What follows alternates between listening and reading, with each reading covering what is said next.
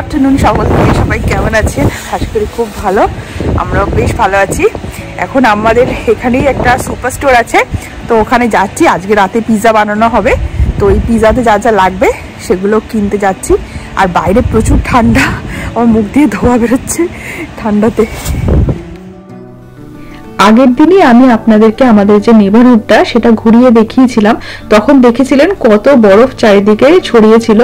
তো এখনো আছে, পুরোপুরি গলে যায়নি, আসলে টেম্পারেচারটা এখনো পুরোপুরি বেড়ে ওঠেনি, মানে এখনো বেশ ভালোই ঠান্ডা, আর বাইরে হাওয়াও দিচ্ছে, তাই সব বরফ গলে যায়নি। আর এই যে বিকাল বিকাল হয়েছে, সেই জন্য যেন একটা কেমন নীল নীল আভা চারিদিকে ছড়িয়ে পড়েছে। আর সাদার উপরে যখন আকাশের নীল রংটা পড়ে, তখন যেন বরফগুলোও একটু নীলচে নীলচে হয়ে যায়। আমার তো খুব ভালো লাগে দেখতে। এই দিকটাতে রোদ আছে, মানে এদিকটা পশ্চিম দিক, তো এদিকটা একটু মানে রোদটা ছটা দিয়েছে, সূর্য অস্ত যাচ্ছে যেহেতু। আর আমাদের বাড়ির ওই দিকটা মানে অন্ধকার টাইপের একটু ছিল, ওই জন্য ওই দিকটা বেশি নীল নীল লাগছিল। আর এই যে লম্বা লম্বা যে বাড়িগুলো দেখতে পাচ্ছেন না, এগুলোকে টাউন হোম বলে। মানে আমাদের যে কমিউনিটি, সেই কমিউনিটিরই টাউন হোম। মানে এগুলো সিঙ্গেল ফ্যামিলি হোম নয়, মানে আলাদা আলাদা বাড়ি নয়। তো এই যে লম্বা বাড়িগুলোতে 4টে ফ্যামিলি থাকে, প্রত্যেকে নিজস্ব নিজস্ব আলাদা আলাদা, মানে দোতলা করে বাড়ি, কিন্তু বাড়িগুলো সবই দেওয়াল দিয়ে কানেক্টেড। মানে ওদের যে দেওয়ালগুলো, সেপারেশনটা দেওয়ালগুলো কানেক্টেড থাকে, মানে যোগ করা থাকে। তো ওদের আলাদা আলাদা বাড়ি না, ওই ধরনের বাড়িগুলোকে টাউন হোম বলে। তো আমাদের এই কমিউনিটিটা অনেক বড়, তো ওখানে বাড়ি, town home, single family home, মানে এইরকম আর কি অনেক আছে। কারণ আরো আরো অনেক বড় বড় বাড়িও আছে, আমাদের বাড়িটা যেমন, বাট আমাদের বাড়ির থেকেও বড় বাড়ি আছে, আবার একটু ছোটও বাড়ি আছে। তো অনেক ধরনের এখানে বাড়ি হয়। আর যেখানটায় যাচ্ছি, যে সুপার স্টোরটায় যাচ্ছি, সেটা আমাদের যে কমিউনিটি সেখান থেকে খুবই কাছে। মানে গরমকালের টাইমে আমরা হেঁটে হেঁটেই যাই। ভেতরে আমাদের খুব সুন্দর একটা ট্রেল আছে, একটা ছোট লেকও আছে, তার মধ্যে দিয়ে হেঁটে যাই। যখন গরমকাল আসবে সেদিকে আপনাদেরকে আমি না হয় দেখাবো ওই দিকটা। ওই ট্রেলটা বেশ সুন্দর, গাছপালা প্রচুর আছে। কিন্তু এখন যেহেতু শীতকাল আর বাইরে প্রচন্ড হাওয়া প্লাস বরফ সবই রয়েছে, তাই তোরাকে নিয়ে যাওয়াটা খুব একটা সেফ না, তাই আমরা গাড়ি করেই যাচ্ছি। এই যে চলেও এসেছি, এখানে একটা ম্যাকডিও আছে, এই ম্যাকডিটা থেকেও আমরা অনেকবার খেয়েছি। তো যাই হোক, এখানে আমরা যে সুপার স্টোরটা আসছি সেটা হচ্ছে এই কাপ ফুডস বলে। এখানে কিন্তু বেশ ভালো ভালো জিনিসপত্র পাওয়া যায়। আমরা রেগুলার বাজার করার জন্য এই দোকানটায় আসি না, আমাদের যেহেতু টার্গেটে গার্ড করা আছে, মানে আমাদের ওখান থেকে টার্গেটে রেড কার্ড বলে, ওটা করা আছে। তো আমরা target, Costco, Sam's club, Indian store, mainly এই জায়গাগুলো থেকেই বাজার করে থাকি। আর মাঝে মাঝে যখন কোনো স্পেশাল জিনিসপত্রের দরকার হয়, বা হুট করে কোনো কিছু স্পেশাল রান্না করা হবে, তার জন্য কিছু কিছু জিনিস দরকার যেগুলো বাড়িতে নেই, তো সেগুলো আনার জন্যই একমাত্রই আমাদের বাড়ির পাশেই যে সুপার স্টোরটা আছে সেখানে চলে আসি। তো চলুন আপনাদেরকে এই সুপার স্টোরটাও একটু ঘুরিয়ে দেখায়। আর আজকে যে পিৎজা করব, সেই পিৎজা করার জিনিসগুলো নিয়ে নিই এখান থেকে।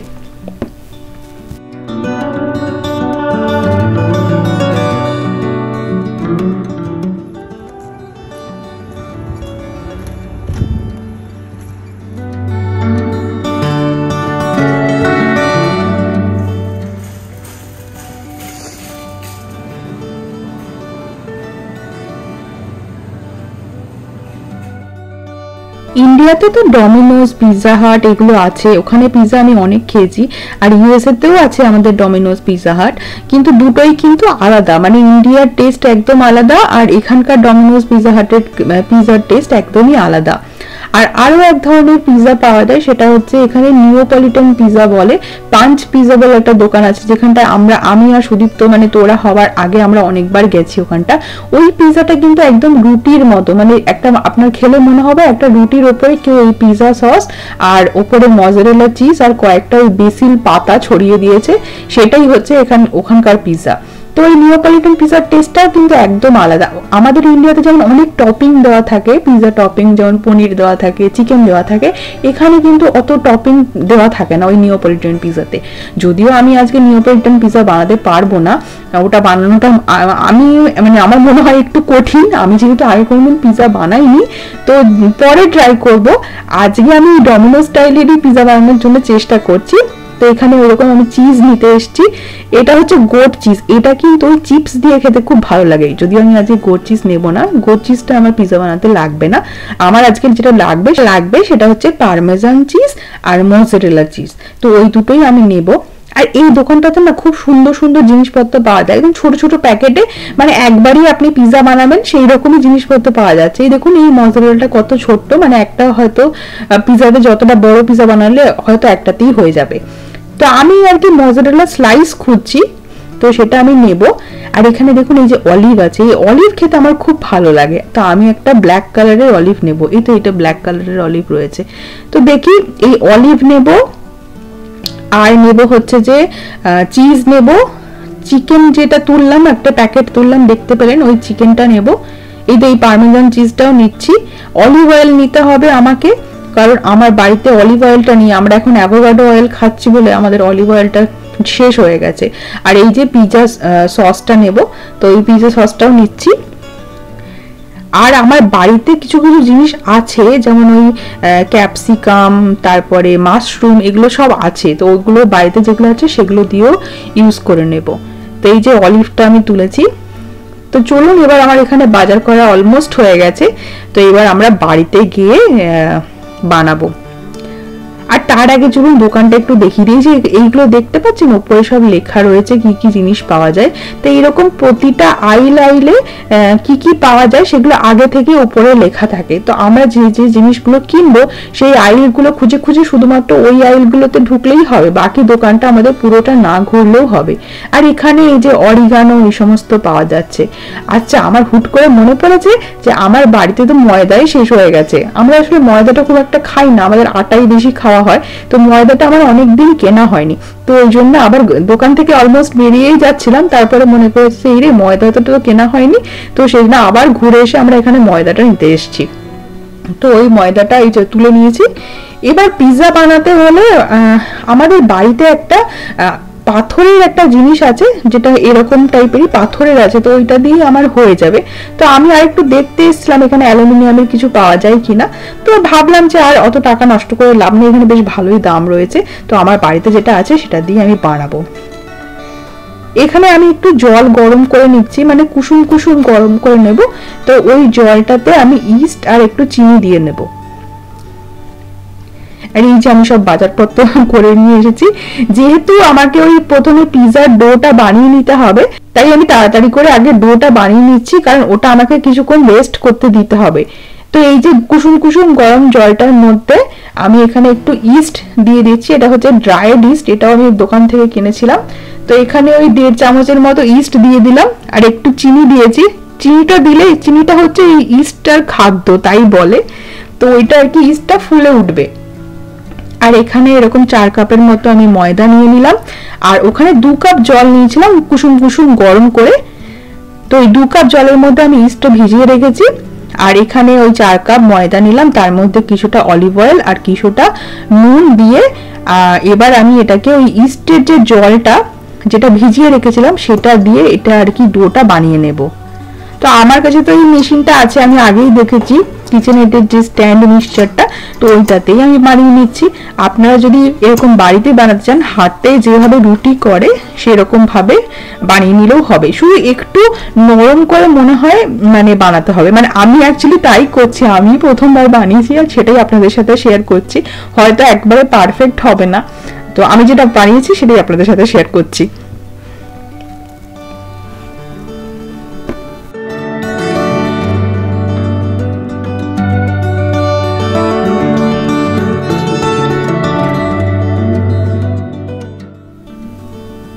পিৎজার ডোটা আমার বানানো হয়ে গেছে। এবার আমি এটার মধ্যে আরো কিছুটা অলিভ অয়েল দিয়ে ভালো করে একটু মাখিয়ে নিচ্ছি, একটু ভালো করে ঠেসে নিতে হবে যাতে এই যে ডোটা আছে এর মধ্যে এয়ার ঢুকতে পারে, মানে যত বেশি এয়ার ঢুকবে তত বেশি এটা ভালো করে ফুলবে আর তত বেশি পিৎজাটা নরম হবে। তো আমি অ্যাকচুয়ালি দেখেছি হচ্ছে ইন্টারনেটে, তো ইন্টারনেটে যেমন বলেছে সেরকমই করার ট্রাই করছি, প্রথমবার করছি, জানি না কেমন হবে, তো যেটাই হবে আপনারা দেখতে পাবেন। তো এইভাবে ডোটা বানিয়ে নিতে হবে, এরকম এরকম গোল করে রাউন্ড করে এই একটা মানে মিক্সিং বোলের মধ্যে যেটাতে করেছি সেটার মধ্যেই আমি রেখে দিচ্ছি। তো ওইটা দিয়ে তারপরে একটা ওপরে আমি প্লাস্টিক র্যাপ দিয়ে রেখে দেবো ঢাকা দিয়ে। এটাকে রেখে দিতে হবে 2 ঘন্টার মতো টাইম, মানে 1.5 থেকে 2 ঘন্টা, যাতে এই জিনিসটা ফুলে ওঠে। যেহেতু ওই যে ইস্টটা দেওয়া আছে, তো এটা খুব ভালো করে ফুলে উঠবে। তো চলুন যখন ফুলে উঠবে সেটাও আপনাদের দেখাবো। তো আপাতত আমি এটা প্লাস্টিক র্যাপ দিয়ে র্যাপ করে রেখে দিচ্ছি।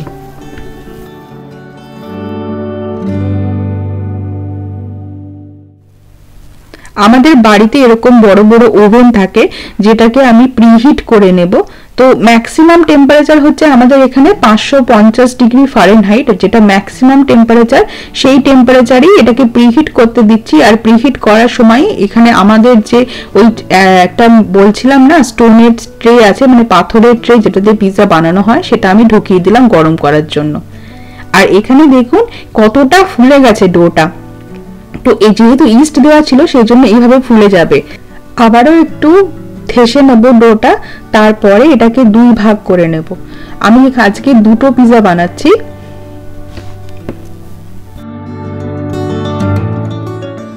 এবার একটা প্লেটের মধ্যে কিছুটা সুজি দিয়ে দেব। এবার এর উপরেই আমি যে ডোটা আছে তার মধ্যে একটা ভাগ নিয়ে এই থালার শেপের গোল করে বানানোর চেষ্টা করছি। আচ্ছা, আমি এখানে বলে রাখি, আমি এখানে অনেক ইন্ডিয়ান যে সমস্ত চ্যানেলগুলো আছে সেখানে আমি দেখেছিলাম কিভাবে পিৎজা বানাই, তো আমি সেভাবে বানাচ্ছি না। তো আমি এখানে কয়েকটা ইউএস এর চ্যানেল দেখেছিলাম, তারা যেভাবে পিৎজা বানায়, তো আমি চেষ্টা করছি সেইভাবেই বানানোর।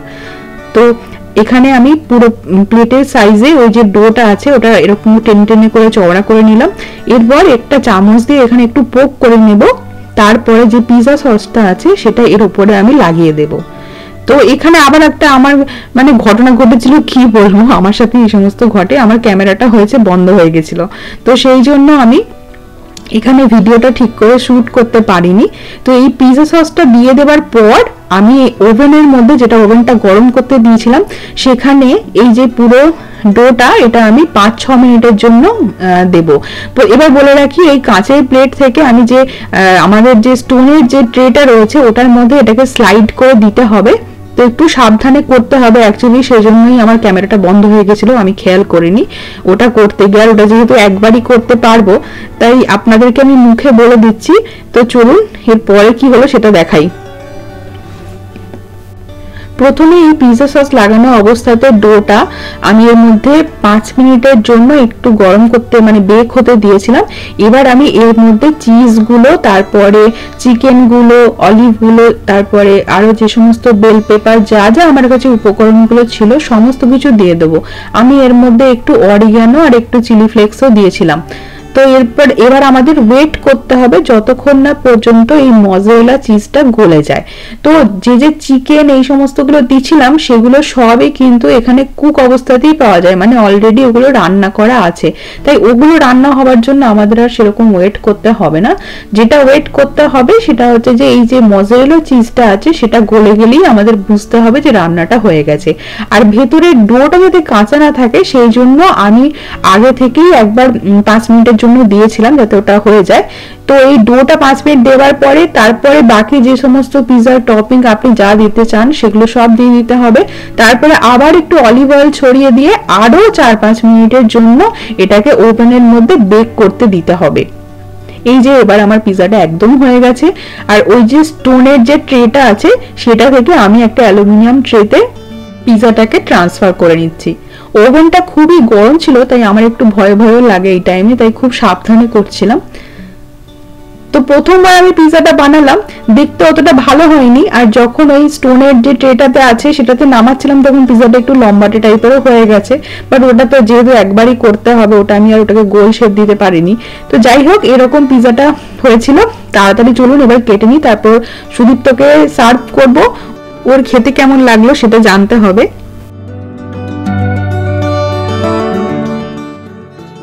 ভালো কুক হয়েছে, ভিতরটা দেখা যাচ্ছে কুক হয়েছে। অনেকটা সেই ফুকাচিয়া ব্রেড সেরকম টাইপের। ওকে, ফার্স্ট বাইট।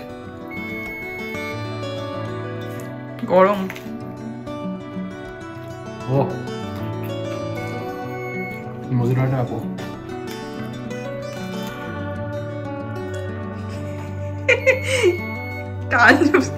সে টিভিতে অ্যাড দিয়ে সেরকম হয়ে গেল তো।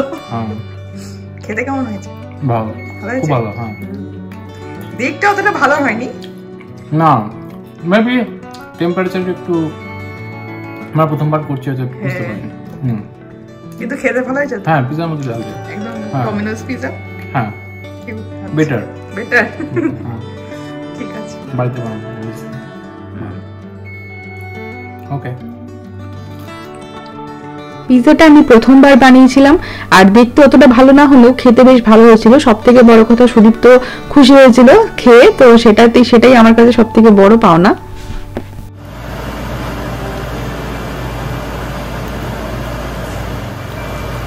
ভালোই তো লেগেছে। ভিডিওটা আমি এখানেই শেষ করছি। আমার এই পিজার ভিডিওটা যদি আপনাদের ভালো লাগে, চ্যানেলটা প্লিজ সাবস্ক্রাইব করে দেবেন। পরে আবার অন্য কোনো ভিডিওতে আপনাদের সাথে কথা হবে। ততক্ষণ সবাই খুব ভালো থাকুন, টাটা।